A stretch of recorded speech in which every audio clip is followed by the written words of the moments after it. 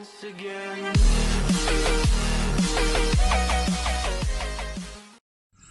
it's Jimmy here at O'Reilly's. I'm looking at a Mazda CX3.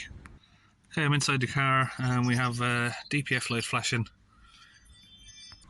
So just looking at the live data, sort of jumping around 10 to 20 HPA. Hold it up around 3000 RPM. So it's a little bit high, but it's not extremely high. We'll come back out of the live data, go to the fault code. We have a P243C particle filter regeneration frequency, so it's regenerating too often. So let's go to see if we can do freeze frame. No. Data stream. Try and get the screen a little bit in a better angle.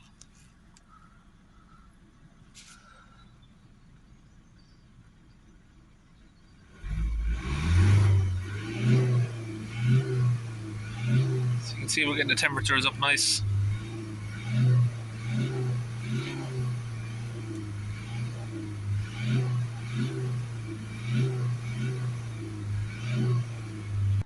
So normally you see these Sky Actives with a 2.2, which are extremely bad engine for soot. This is a 1.5. If we come down here, see if we can see it. Just in there, you got the DPF pressure sensor. It's crammed in between the engine mount. Really terrible place to put it. So if we come over the top here, just about see it down there again. Doesn't look very reasonable to get to. You can see the two DPF pressure hoses down there. So I think I'm going to go in the easier option of opening the temperature sensor over there. And that was just being opened with a 14mm, just an open end 14mm spanner. Now we've got that out. Just squeezing in the fluid. So we've got that hose there going directly into where the temperature sensor goes.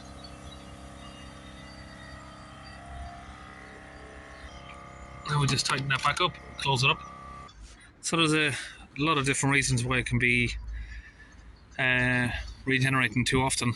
It's most likely just down to bad combustion, really. So either it's the injectors are slightly bad, which you can see there's a lot of leakage around them.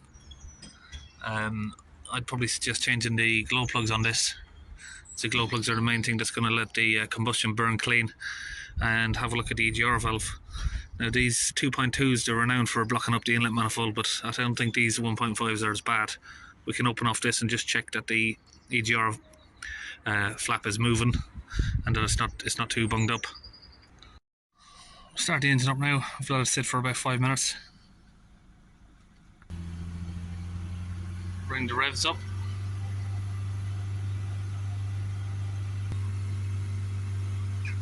Just keep an eye on that pressure.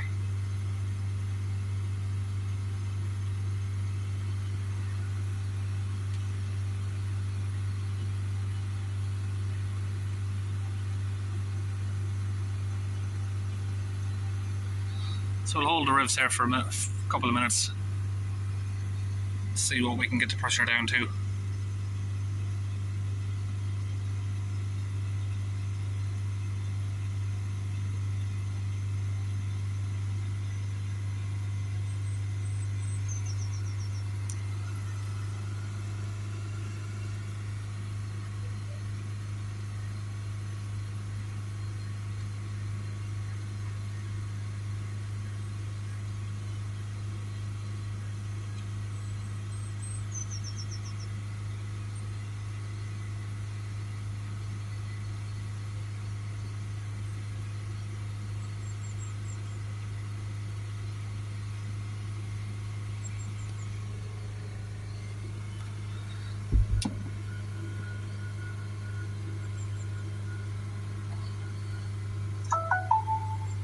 Slightly creeping up the revs a bit. Hold it there steady.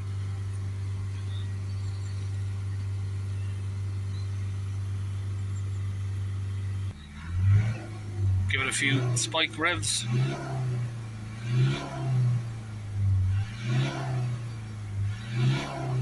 I'll hold it back at 3000 again.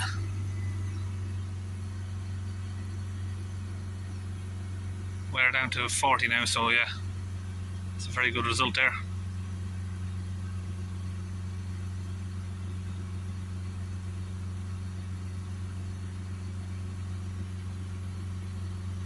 Just let it idle.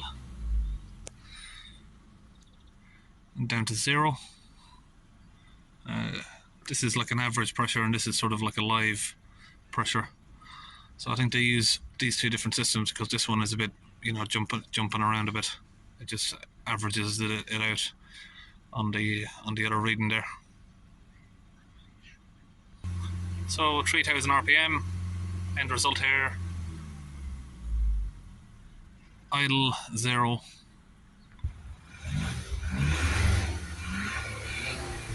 Give it a few more revs to clear out the smoke.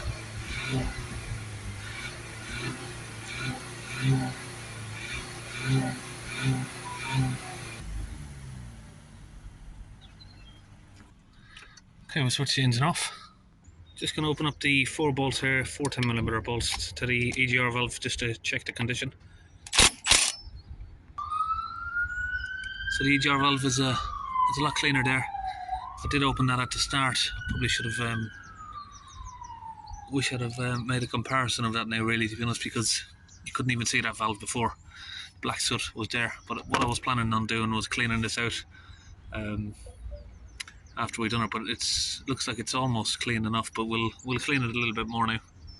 So I'm going to use a can of this.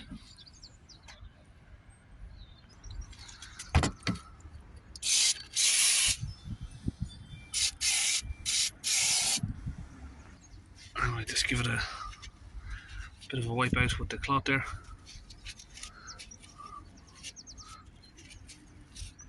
So it's come up a little bit better. I'm going to try just pouring a little bit of this on it just to see if it makes any difference than the standard brake cleaner.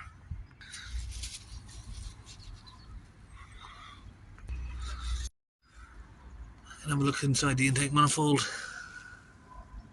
I think this would benefit from an intake carbon clean using the same fluid.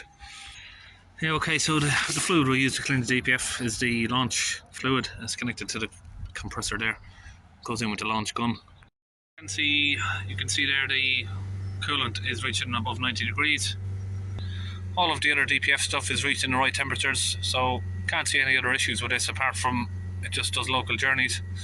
And they are just a really dirty, sooty engine, all of these Sky Actives.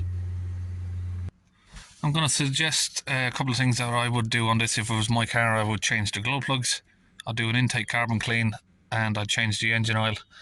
But now we're just going to reset the DPF, the values on it. Oh, we need to switch on the ignition. Okay, we'll start it again. We're going to go to the data reset one. Okay. Particle filter. Yes, ignition is on. Successful. Then I'm going to reset the engine oil. Recommend that it's going to get changed now anyway, so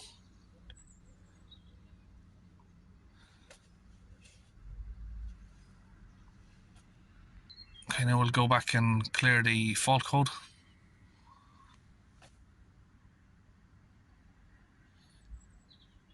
Start the vehicle up there, and we'll just read the codes again just to make sure it has cleared. You can look at the last distances there on the data stream of the regenerations. 32 kilometers, 10 kilometers, 26. But I just don't think it's ever been taken on a long enough journey, this one. So that is a Mazda CX3, and that's it, we're all finished.